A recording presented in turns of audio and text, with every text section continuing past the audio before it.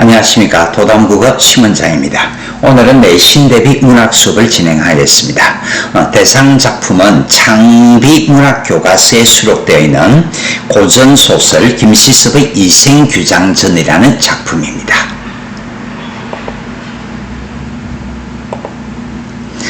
먼저 간단하게 그 작품 개관을 살펴보시면요. 고전소설이면서 한문소설이더라. 한문소설. 김시섭의 작품은 전부 한문소설입니다. 그 다음에 이 작품에서 두드러진 특징은 전기적 성격을 가지고 있다라는 거. 그 다음에 그 비극적 결말. 일반적으로 고전소설은 비극적 결말을 가지고 있다라는 거 생각을 해주시고요. 주제는 죽음을 초월한 남녀 간의 애절한 사랑. 이게 바로 뭡니까? 전기적 성격에 해당하는 것이 됩니다. 그래서 비현실적이고 신비로운 내용을 다루고 있고 작품의 시를 삽입하여 인물의 심리를 효과적으로 전달하고 있다 그랬는데 오늘은 삽입시의 기능에 대해서 배워보아야 합니다. 그래서 작품 전체의 내용을 가장 간략하게 요약을 하면요. 3번의 만남과 3번의 이별. 이게 지금 작품의 가장 그 뼈대가 되는 줄거리가 되고요. 그 속에서 전기성, 죽은 사람과의 만남이라든지 하는 전기성이 드러난다라는 정도만 이해를 해두시면 됩니다. 그래서 먼저 생각을 해보실 것이 이생과 채씨가 만나고 사랑을 한다. 그런데 이별을 한다라고 나와 있는데요. 우리가 옛날식 혼례라고 한다 그러면 부모가 그 배우자를 직접 선택을 해주는데 그런 걸 정혼이라 그러거든요. 그런데 여기서는 첫 번째 만남과 이별의 원인이 뭐냐? 자유연애. 그러니까 직접 배우자를 선택을 하는 것이 자유연애인데 당시에서는 자유연애가 수용될 수 없었다. 그래서 이별을 한다라고 생각을 하시면 됩니다. 그 다음에 두 번째 만남과 이별이 다루어지는데요. 두 번째 만남과 이별. 부모의 반대를 극복하고 결국 결혼을 하는데 이때에 그 최씨 여자가 주도적으로 문제적 상황을 극복해냅니다. 그 다음에 홍건적의 난으로 인해서 최씨가 죽음을 맞이한다 이렇게 되어 있는데요. 여기서도 그 남녀의 성격 차이가 드러나는데 그 남자는 혼자서 도망해서 혼자서 목숨을 구하고 여자는 절개를 지키기 위해서 목숨을 잃는다라는 남녀의 성격 차이가 조금 드러나고 있습니다. 그 다음에 세 번째 만남과 세 번째 이별이 나오는데요. 죽은 최씨가 환생을 해서 이생과 만난다. 여기서 드러나는 것이 전기적 성격이 드러나는 겁니다. 전기성. 그 다음에 영원한 이별을 하더라. 그래서 세 번의 만남과 세 번의 이별로 이루어진 작품이다 라고 생각을 하시면 됩니다. 자, 한 번 더 세 번의 만남과 세 번의 이별을 정리를 하시면요. 첫 번째, 이생과 채씨가 사랑하는 사이가 된다. 자유연애입니다. 그래서 첫 번째 이별은 이생 아버지의 명으로 이생이 멀리 떠나는데 당대 사회에서 자유연애는 수용될 수 없었다. 그렇게 생각을 하시면 되고요. 두 번째 만남은 이생 집안의 반대를 극복하고 결국 둘이서 결혼을 한다라고 되어 있는데 이 경우도 여자가 조금은 적극적이고 진취적인 모습을 보였습니다. 그 다음에 두 번째 이별은 홍건적의 난으로 인해서 두 번째 이별을 경험을 하는데 그 이생은 도망을 가고 최씨는 절개를 지키기 위해서 목숨을 잃는다. 그렇게 나와 있습니다. 세 번째 만남은 이생과 죽은 최씨가 다시 만나는데 이 부분이 어떻게 보면 그 핵심 사건이라고 할 수 있겠는데 전기성이 드러나고 있습니다. 그 다음에 영원한 이별을 맞이하더라. 세 번째 이별입니다. 자, 그래서 작품 전체는 비교적 이렇게 간단하게 정리를 해주시면 되겠고요. 이번에는 작품 본문을 들어가도록 하겠습니다. 제목이 이생규장전인데 여기 지금 생이라는 말이 나와 있는데 고전 소설 읽을 때 여러분들이 생이라는 말을 많이 본 적이 있을 건데 생은 이름이 아닙니다. 남자가 아직 벼슬을 하지 않았다 했을 때 생이란 말을 붙이거든요. 그러니까 벼슬 하지 않은 이시성을 가진 남자, 그게 이생입니다. 규장이라는 것은 그 여자가 있는 방을 규방이라 그러거든요. 그 다음에 장이라는 것은 담장이란 얘기인데, 그래서 여자가 있는 방을 향해서 담장을 넘었다. 그래서 담 너머를 엿본 이야기라는 뜻을 가지고 있습니다. 앞부분 줄거리 간략하게 살펴보면 송도에 사는 이생은 국학에 가는 길에 우연히 양반집 담 너머로 제목과 연관이 되는 겁니다. 규장이라는 제목과 연관이 되는 겁니다. 아름다운 최씨를 보고 마음이 끌리게 되고 최씨 또한 이생에게 마음이 끌린다. 담을 넘은 이게 바로 뭐라고요? 규장, 제목의 의미를 가집니다. 이생은 최씨와 만나고 서로의 마음을 확인한 두 사람은 함께 보내게 된다라고 이야기를 했는데, 자, 이런 것들을 조금 전에 말씀드렸던 것처럼 자유연애 사상이 되는 것이고 당대에 수용될 수 없는 가치관이기 때문에 결국 첫 번째 이별의 원인이 됩니다. 자, 그래서 이 두 사람이 이 사랑을 나누고 있는 모습들인데 어느 날 이생이 최씨에게 말했다. 옛 성인의 말씀에 어버이가 계시면 나가 놀더라도 반드시 가는 곳을 고해야 한다. 이런 것들은 그냥 효사상과 관계되는 거라고 생각을 하시면 됩니다. 효사상, 기본적으로 효사상을 가지고 있더라. 그런데 지금 나는 부모님께 아침 저녁 인사를 드리지 못한 채 벌써 사흘이나 보냈구려. 분명 부모님께서는 문간에 기대어 나를 기다릴 것이니 이 어찌 자식된 도리라 할 수 있겠소. 그래서 지금 이 부분은 그 효사상을 강조하고 있는 것이고 유교적 가치관이 드러나고 있는 부분이라고 생각을 하시면 됩니다. 최씨는 서운해하면서도 고개를 끄덕였다. 그러고는 이생이 담을 넘어 돌아가게 해주었다. 이생은 그 뒤부터 밤마다 최씨를 찾아가지 않는 날이 없었다. 어쨌거나 이런 부분들 자유연애가 지속이 되고 있는 겁니다. 그 다음에 이제 첫 번째 시련 고비가 등장을 하는데요. 어느 날 저녁에 이생의 아버지가 아들에게 물었다. 네가 아침에 집을 나갔다가 저녁에 돌아오는 것은 옛 성인이 남기신 인의의 가르침을 배우려는 것이다. 그런데 요즘은 황혼역에 나갔다가 새벽에야 돌아오니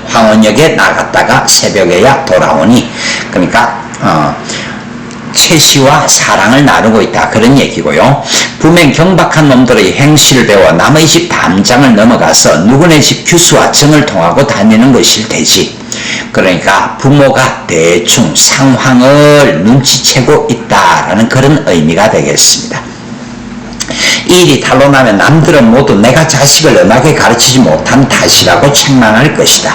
또 만일 그 교수가 지체 높은 집안의 딸이라면 필시 이 미친 짓 때문에 가문을 더럽히고 남의 집에 누를 끼치게 될 거야. 그런데 이런 것도 그냥 이 부모가, 이생 아버지가 유교적 가치관의 소유자다, 그렇게만 이해를 하시면 됩니다. 이 일은 작은 일이 아닐 것이로다. 너는 지금 당장 영남으로 가서 종들을 거느리고 감독하여라. 그리고 다시 돌아오지 말아라. 아버지의 엄명이 이루어지는데요. 첫 번째 이별의 원인이 되는 겁니다. 그러니까 아버지의 엄명에 이생은 그냥 속수무책으로 따라간다라는 그런 내용이 나올 것입니다. 이생은 그 이튿날 울주로 보내졌다 그랬는데, 그래서 이런 것들이 조금은 유약하고 소극적인 성격이 드러난다. 최씨는 매일 저녁 하원에서 이생을 기다렸다. 그래서 이성에 대한 그리움을 얘기를 하고 있는 거고요. 그러나 몇 달이 지나도록 그는 돌아오지 않았다. 최 씨는 이생이 병에 걸렸나 보다고 생각하여 향화를 시켜, 향화는 그냥 엑스트라 몸종입니다. 이생의 이웃들에게 몰래 물어보게 하였다. 이웃집 사람은 이렇게 말하였다.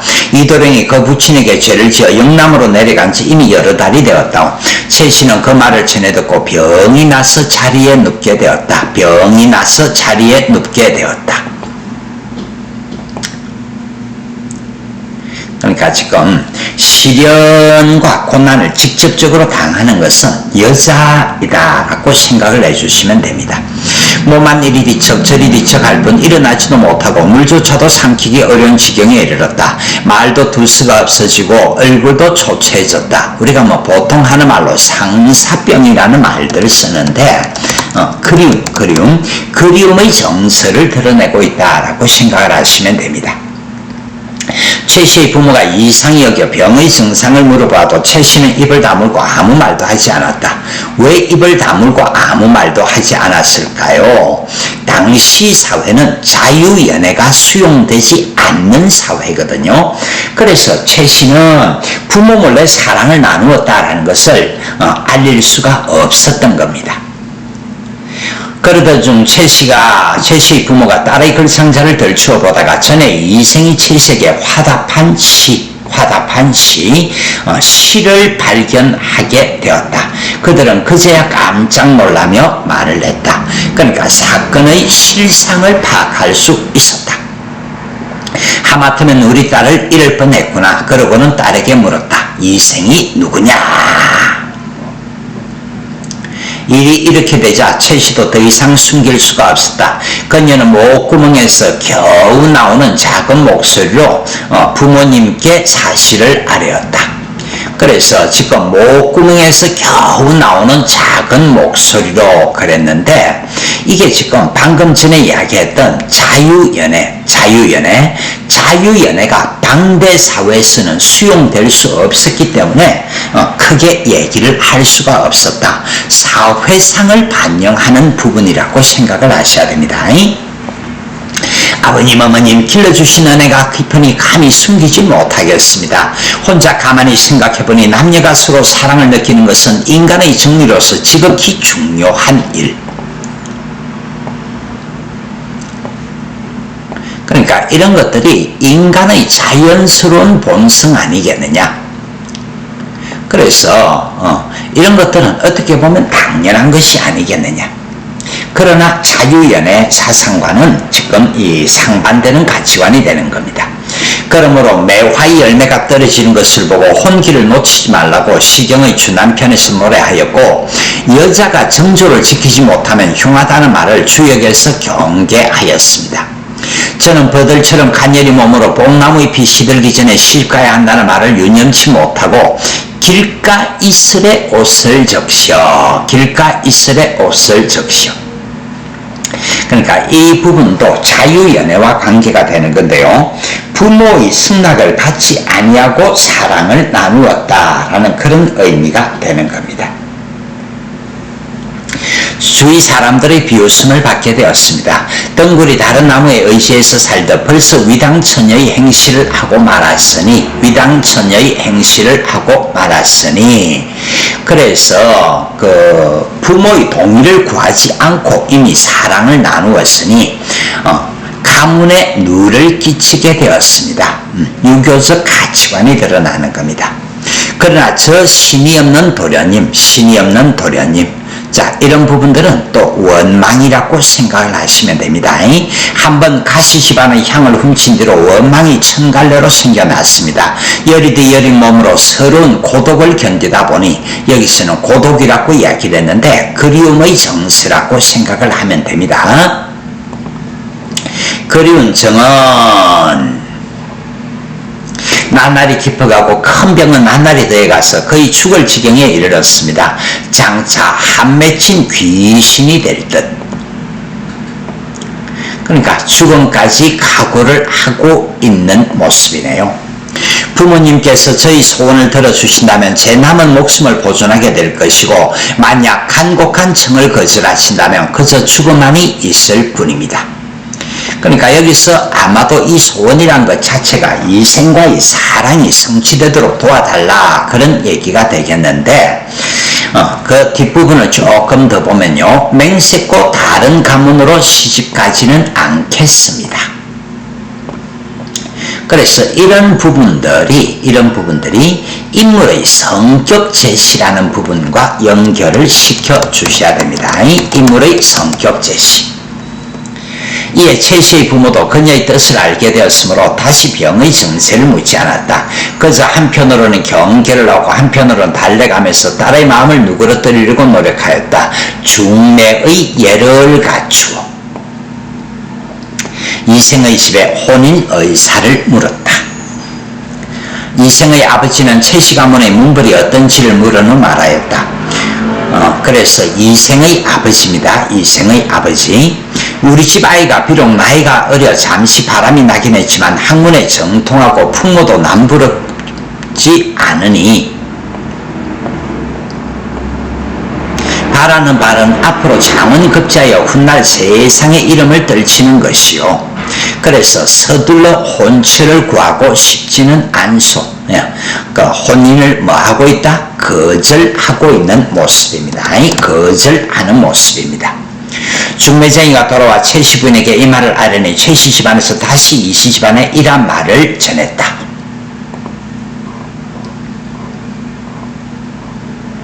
한 시대의 벗들이 모두 그댁 아드님의 재주가 뛰어나다고 칭찬들을 하더이다.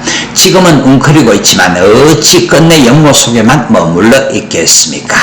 그러니까 지금 웅크리고 있다라는 것은 지금은 초라한 모습이다라는 얘기고요. 속히 좋은 날을 정해 두 가문의 즐거움을 합하는 것이 좋을 듯합니다. 어쨌거나 지금 무엇을 요청을 하고 있어? 혼인 승낙을 요청하고 있는 그런 모습이다.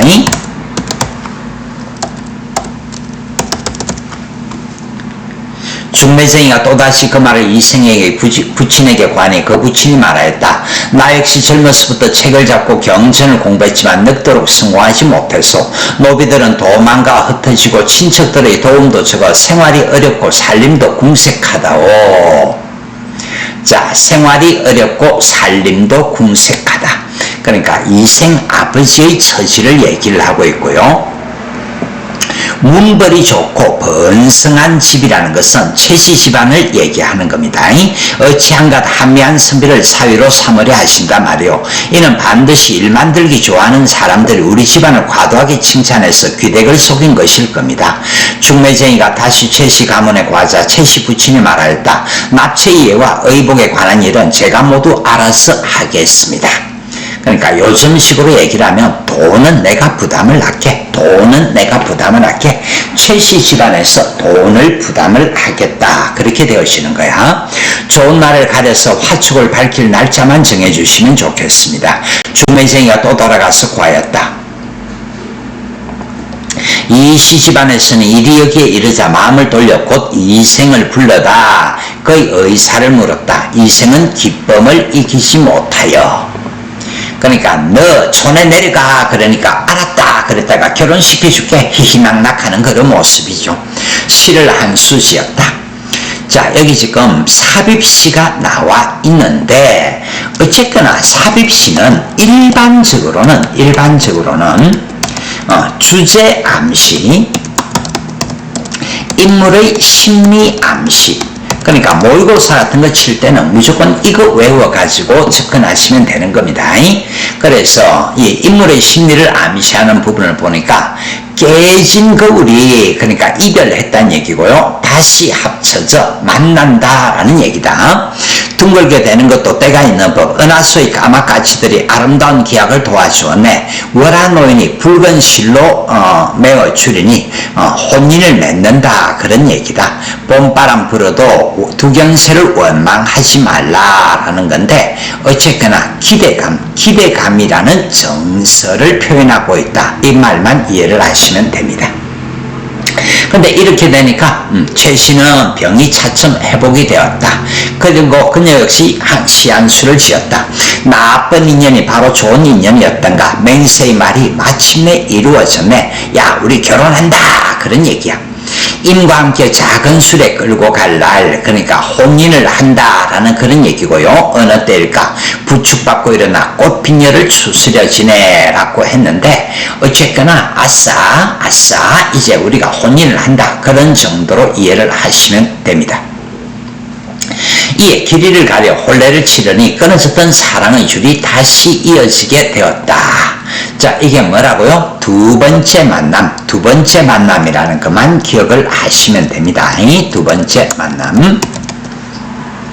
그들은 혼인 후 부부가 되어 서로 사랑하고 공경하면서 손님을 대하듯 예를 갖추니 비록 양혼과 맹광, 포승과 환소문 같은 부부라도, 자, 이런 부분들은 고사인용인데 고사인용은 그냥 줄거리를 뒷받침하고 있다라는 정도만 이해를 하시면 됩니다. 너무 깊게 파고들할 필요가 없어요. 포승과 환수군 같은 부부라도 그 절개와 의리를 따를 수가 없었다. 이생은 이듬해 과거에 급제하여 높은 벼슬에 올랐는데 그 명성이 조정에 자자하였다. 자, 이런 것들이 바로 뭐라고요? 입신양명이라는 것이 바로 뭐지? 유교적 가치관을 이루었다, 그런 얘기입니다. 그 다음에 이제 바로 두 번째 이별의 원인이 나오는데요. 홍건적의 난, 두 번째 이별을 하게 됩니다. 임금은 복주로 피란을 갔다. 홍건적은 집을 불태우고 사람을 죽이고 가축을 잡아먹었다. 백성들은 부부 친척끼리도 서로를 보호하지 못하고 이리저리 달아나 숨은 채 각기 살 길을 도모해야 하는 처지가 되었다. 이생도 가족을 데리고 외진 산골로 숨었는데 도적 한 명이 칼을 빼어들고 그들의 뒤를 쫓아왔다. 이생은 달아나 겨우 목숨을 건졌지만, 그러니까 남자만 목숨을 건졌다. 여자는 도적에게 사로잡히고 말았다. 도적이 자신을 급탈하려 하자 최씨는 크게 꾸짖으며 말했다. 호기야, 나를 죽여 삼켜버려라. 차라리 죽어 승냥이와 일의 뱃속에 들어갈지언정 어찌 개돼지 같은 놈의 짝이 되겠느냐. 자, 무엇을 지키겠다라는 의지? 정절을 지키겠다는 의지, 정절의 의지. 그래서 의지적 인물형이 됩니다. 여기서 남녀의 성격 차이가 드러나는데, 남자는 혼자 목숨을 구했다. 여자는 목숨을 버려서 정절을 지키겠다. 의지적 인물형이라는 거 생각해 주시고요. 도적은 노하여 최씨를 죽이고 난자질하였다. 이생은 거친 들판에 숨어서 겨우 목숨을 보존하다가 얼마 후 도적이 물러갔다는 소식을 듣고 부모님이 사시던 옛집을 찾아갔다. 그러나 집은 이미 전쟁통에 불타버린 후였다. 그래서 이번에는 최씨의 집으로 가보았더니 행랑층만 덩그러니 남아 황량한 가운데 쥐들이 찍적대고 새들이 쥐적이고 있었다라고 되어 있는데, 이런 부분들 자, 무엇을 다루고 있다고요? 황폐해진 삶의 터전, 홍건적의 난 때문에 삶의 터전이 파괴되었다, 그런 얘기입니다. 이생은 슬픈 마음을 억누를 길이 없어 작은 누각에 올라와서 눈물을 훔치며 길게 탄식할 뿐이었다. 어느새 날이 저물었다. 그는 우두커니 홀로 앉아 지난 날을 가만히 떠올려보았지만 모든 게 한바탕 꿈인 것 같았다. 한바탕 꿈, 무조건 하고 이런 경우 떠올릴 수 있는 것이 뭐지? 인생무상, 일장춘몽, 남가지몽, 한단지몽, 이런 어휘들을 생각을 해 주시면 되는 겁니다. 자, 이생은 슬픈 마음을 억누를 길이 없어 작은 누각에 올라가서 눈물을 훔치며 길게 탄식을 할 뿐이었다. 그냥 상황에 대한 한탄. 어느새 날이 저물었다. 그는 우두커니 홀로 앉아 지난 날을 가만히 떠올려봤지만 한바탕 꿈. 자, 일장춘몽이란 얘기다. 일장춘몽, 인생무상이란 얘기입니다. 한단지몽, 남가일몽, 이런 사자성어들 기억을 해 두시고요. 자, 이경점 되어 그랬는데 그냥 이경이란 것은 한밤중입니다. 자, 제가 앞에서 여러분들에게 말씀드렸던 것이 이 작품은 전기적 성격이 드러난다 그런데 그 세 번째 만남이라는 것이 뭐냐 그러면 귀신과의 사랑을 나누게 되는 거거든요. 귀신이 등장하는 시간 한밤중입니다. 달빛이 희미한 빛을 토하며 들보를 비추었다. 그런데 회랑 끝에서 웬 발소리가 들려왔다. 그 소리를 멀리서부터 들려오더니 차츰 가까워졌다. 자, 여러분들 뭐라고요? 발소리가 이생 앞에 이르렀을 때 보니 바로 최씨였다. 자, 환생을 했다. 환신. 죽은 사람이 산 사람의 모습을 빌려서 나타났다. 전기성이 드러나고 있다라고 잡아주시면 됩니다. 이생은 그녀가 이미 죽은 것을 알고 있었다. 너무도 사랑하는 나머지 한치의 의심도 없이. 자, 전기성인데 여러분들이 생각을 해주셔야 되는 것이 현대문학 같은 경우는 인과관계라든지 타당성 같은 걸 고민하지만은 고전문학은 인과관계나 타당성 같은 것을 고민하는 게 아닙니다. 그냥 이렇게 나와 있으면 그냥 줄거리 전개를 그 자체로 받아 먹으면 되는 것이지 에이 말도 안 되는 소리 하면서 이렇게 의심하면서 읽어주는 게 아닙니다. 고전은. 자, 계속 당신은 어디로 피라나요? 목숨을 부지하여서. 그러니까 이 부분이 방금 죽은 것을 알고 있었지만 그래 놓고서 목숨을 부지하였다. 상황 자체가 말이 안 되는 것이지만은 고전은 굳이 말이 되니 안 되니 하는 걸 따지는 게 아니라고 이야기를 했습니다. 최씨는 이생의 손을 잡고 한바탕 통곡을 하더니 얼쑤 귀신이 막 나타나가지고 막 통곡도 하고 그렇게 하네요. 전기성. 그간의 사정을 이야기하기 시작했다. 저는 본디 양가의 딸로서 어려서부터 어버이 가르침을 받들어 수놓기와 바느질에 힘쓰고. 자, 이런 것들이 뭐냐 그러면 부덕이라고 이야기를 하는데 부덕, 여자가 갖추어야 할 덕, 이런 것도 유교적 가치관의 반영이라고 생각을 하시면 됩니다. 시서와 인의의 방도를 배울 뿐이었습니다. 오로지 규문의 법도만 알았을 뿐 어찌 집 밖의 일을 헤아릴 수 있었겠습니까? 그런데 당신께서 붉은 살구꽃이 핀 담장안을 한번 엿보신. 이게 뭐라고요? 규장. 제목이 이생규장전이었습니다. 제가 스스로 푸른 바다에 구슬을 바쳤지요. 인연을 맺었다는 얘기고 꽃 앞에서 한번 얻고는 평생의 은혜를 입었고 휘장 안에서 다시 만났을 때는 은정이 100년을 넘칠 것 같았지요. 그러니까 첫 번째 만남, 두 번째 만남을 이야기합니다. 말이 여기에 이르고 보니 슬프고 부끄러워 견딜 수가 없군요. 그러니까 이런 것들이 왜 슬프고 부끄러워 하느냐 하면 어쨌거나 자유연애라는 것이 여기서도 드러나 있는데 당대 사회에서 수용하기 힘든 것이었다는 걸 짐작할 수 있겠고요. 장차 평생을 함께 하려고 하는데 뜻밖의 횡액, 홍건적의 난을 말합니다. 두 번째 이별, 구덩이에 뒹굴게 될, 죽었다는 얘기야. 두 번째 이별, 죽었다라는 얘기야. 어찌 생각이나 했겠습니까? 그러나 저는 끝까지 짐승 같은 놈에게 몸을 내맡기지 않고 스스로 진흙탕에서 육신이 지키는 길을 택하였지요. 자, 이런 것들도 인물의 성격 제시, 의지적 인물형이다라는 걸 잡아 주셔야 됩니다. 의지적 인물형이다.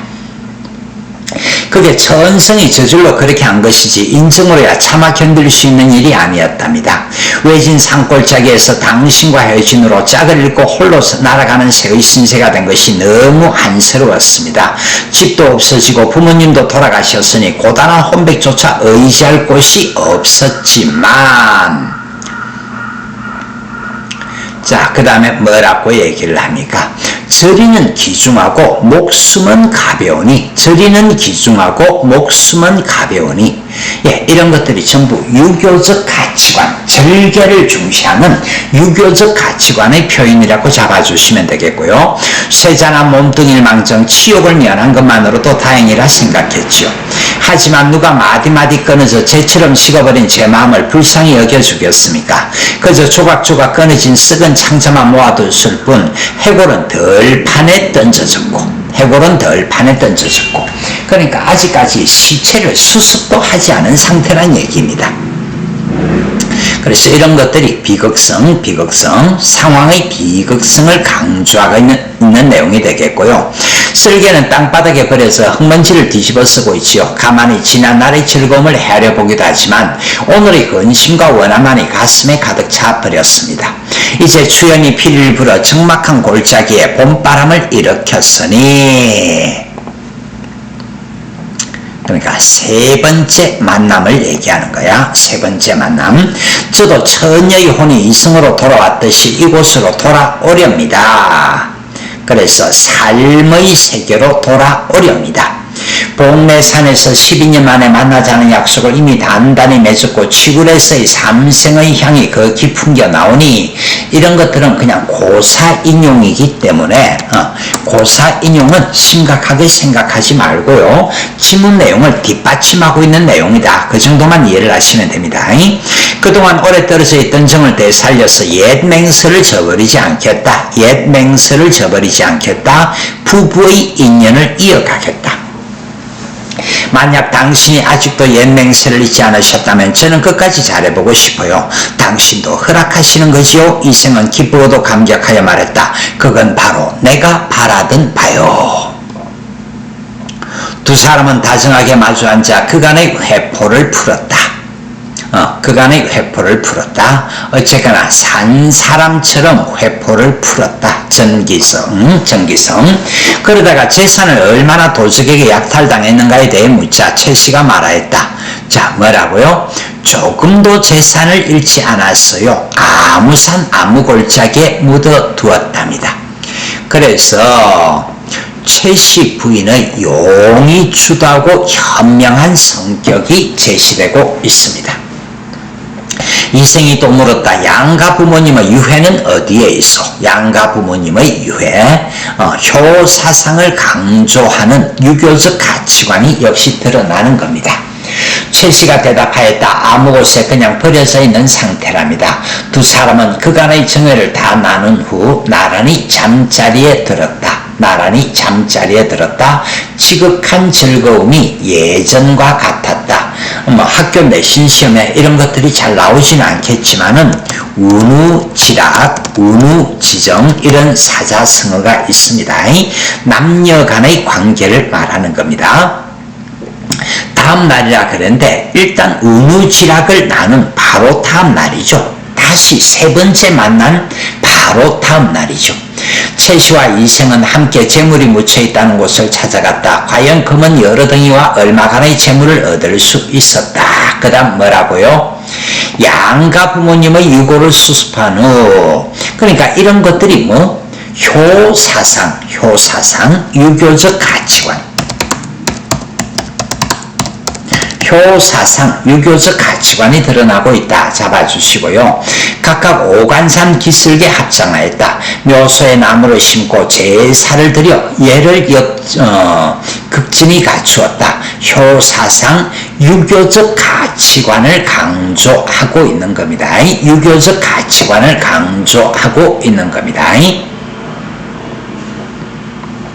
그뒤 이생은 벼슬을 구하지 않고 최 씨와 함께 살았다. 목숨을 구하고자 달아났던 종들도 다시 스스로 돌아왔다.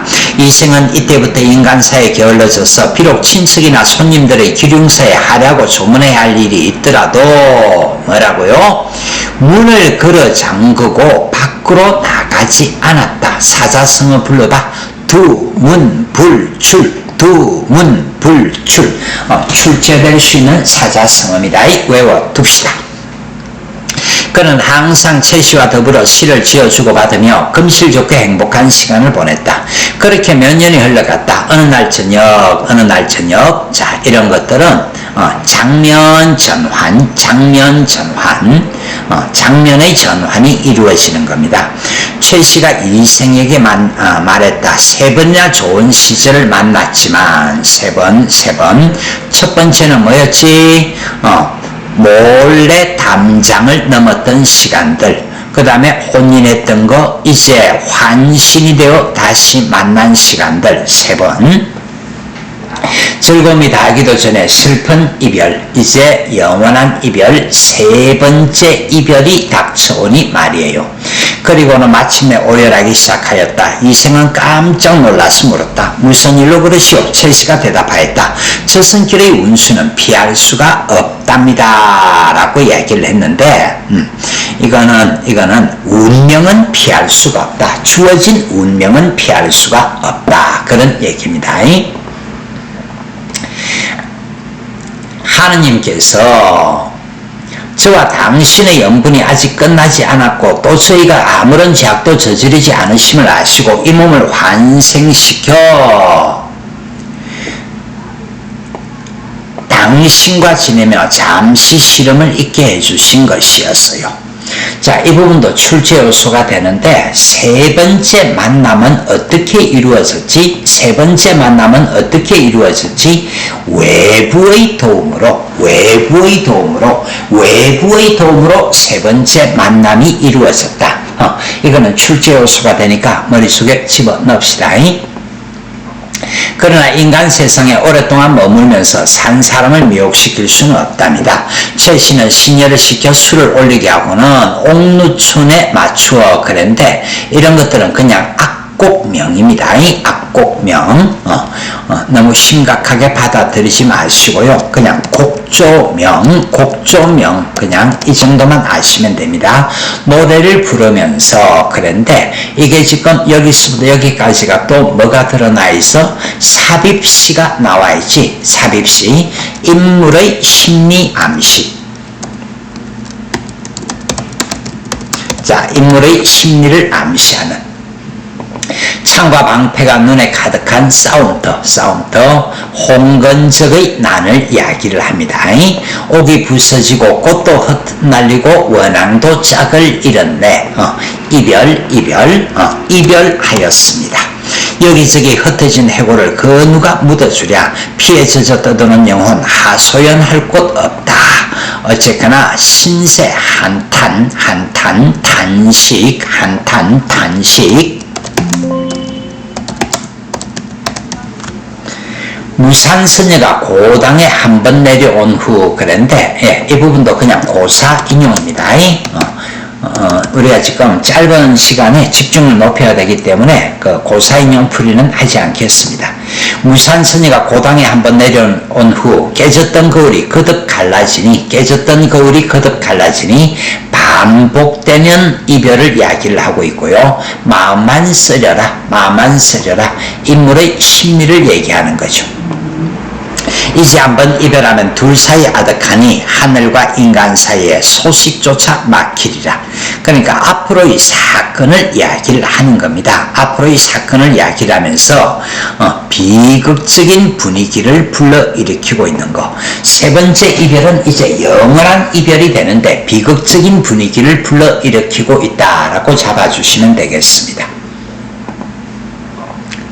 최씨는 한마디씩 노래를 부를 때마다 눈물을 삼키느라 곡조를 제대로 이어가지 못하였다. 이 생도 슬픔을 걷잡지 못하여 말하였다. 내 차라리 당신과 함께 저 세상으로 갈지언정 어찌 무료히 홀로 살아남을 수 있겠소. 같이 죽자. 지난번 난리를 겪은 후 친척과 종들이 불풀이 흩어지고 돌아가신 부모님의 유해가 들판에 버려져 있을 때 당신이 아니었다면 누가 부모님을 묻어드릴 수 있었겠소. 예, 성현이 말씀하시기를 다시 유교적 가치관을 강조하고 있습니다.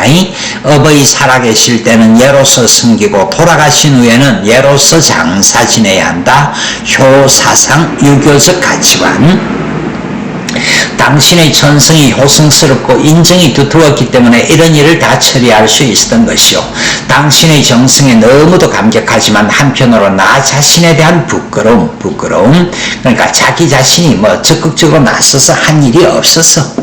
부디 그대는 인간 세상에 더 오래 머물다가 100년 후라는 것은 한평생이란 얘기고요. 나와 함께 흙으로 가시구려. 최씨가 대답하였다. 당신의 목숨은 아직도 한참 더 남아있지만 이미 귀신의 명부에 이름이 실려있다. 나는 이미 죽은 목숨이다. 이곳에 더 오래 머물 수가 없답니다. 만약 제가 굳이 인간 세상을 그리워하여 미련을 두어 운명의 법도를 어기게 된다면 단지 저에게만 죄가가 미치는 게 아니라 당신에게도 누를 끼치게 될 것. 그러니까 운명을 어기면 당신에게도 누를 끼치게 될 것. 그 다음에 여러분들 뭐라고 합니까? 다만 제2회가 아무 곳에 흩어져 있으니 만약 은혜를 베풀어 주시려면 그것이나 거두어 비바람과 햇볕 아래 그냥 나뒹굴지 않게 해주세요. 그러니까 아직까지 시체가 들판에 나뒹굴고 있다는 얘기고요. 이 시신을 수습하여 장사를 지내달라고 부탁하는 겁니다. 두 사람은 서로 바라보며 눈물만 줄줄 흘렸다. 서방님 부디 빠이야. 말을 마친 최씨의 자체가 점차 희미해지더니 마침내 흔적도 없이 사라져버렸다. 전기성이 드러나고 있는 부분입니다. 이생은 그녀의 유골을 거두어 부모님 무덤 곁에 묻어 주었다. 이제 마지막에 시신을 수습하는 거고요. 장사를 지낸 뒤 이생도 최씨와의 추억을 생각하다 병을 얻어 몇 달 만에 세상을 떠나고 말았다. 자, 여러분들 뭐라고 이야기를 합니까? 부인이 죽으니까 남편도 몇 달 만에 세상을 떠났다. 상실감이 매우 컸음을 짐작할 수 있는 거고요. 이 이야기를 들은 사람들마다 애처로하며 그들의 저리를 사모하지 않는 이가 없었다. 마지막에 이상한 편집자적 논평 비슷한 것이 나타나 있는데 소설적 구성이 아니라 설화적 결말 처리가 이루어져 있다. 이렇게 정리해 주시면 되겠습니다. 자, 지금 내신 지문이다 보니까 지문 길이가 조금 길고요. 그 다음에 초점 자체를 좁힐 수 없어서 전체 지문을 다 읽다 보니까 제가 수업을 조금 빠르게 진행을 하였습니다. 조금 부족한 면이 있을 수도 있을 것 같지만 작품 전체를 살펴봤다는 데에서 만족을 하시고요. 오늘 강의는 여기까지 진행하겠습니다. 수고하셨습니다, 여러분.